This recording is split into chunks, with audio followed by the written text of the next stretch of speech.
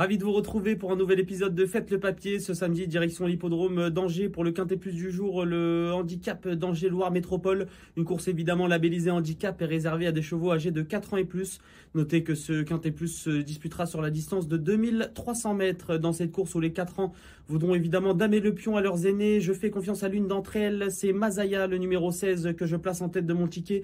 Cette ancienne représentante Agacan a montré beaucoup de sérieux depuis le début de sa carrière. Elle s'est déjà classée deuxième dans la catégorie qui nous intéresse dans un Quintet Plus enlevé par Owood sur lequel nous allons revenir.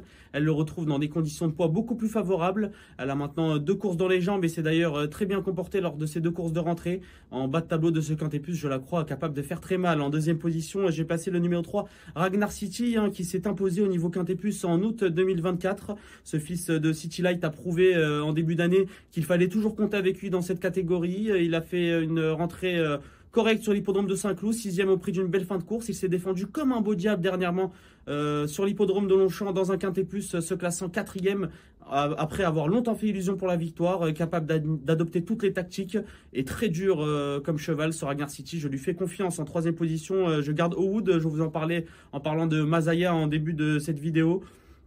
Owood et la régularité fait de cheval, il n'est sorti qu'à 2 reprises des 3 premiers en 11 tentatives, déjà lauréat au niveau quintet. Il a enchaîné par la suite par de très bonnes performances dans des courses à conditions assez bien composées. Il revient dans les Quintet Plus avec une valeur qui lui laisse sa chance pour lutter au moins pour le podium selon moi. Donc je le garde très haut dans mon ticket. Xylophono a été très malheureux pour ses débuts dans les Quintet Plus dernièrement, le jour où Ragnar City justement se classait 4e. Il n'a tout simplement jamais pu trouver l'ouverture, ce concurrent qui nous vient du sud-ouest de la France.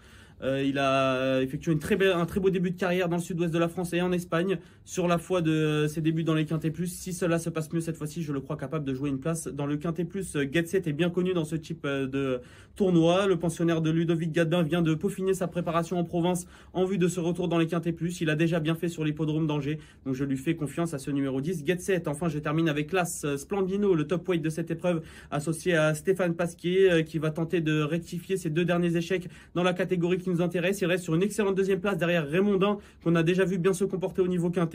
Même s'il doit porter beaucoup de poids, je fais confiance à Stéphane Pasquier pour tirer la quintessence de ce Splendino et pourquoi pas jouer une place dans les 5 premiers. Je vous résume mon ticket en 6 chevaux, 16, 3, 5, 14, 10, As, un ticket qui vous coûtera la somme de 12 €. Et n'oubliez pas de vous rendre sur notre site equidia.fr pour retrouver toutes les informations autour de ce Quintet Plus. Bon jeu à tous.